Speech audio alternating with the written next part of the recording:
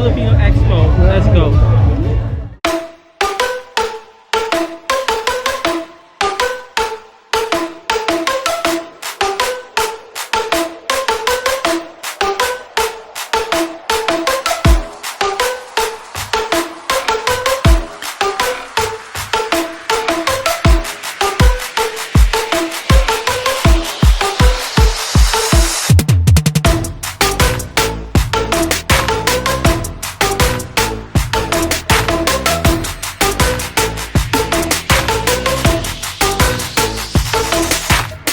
Bueno, historical place to, di ba? Oo.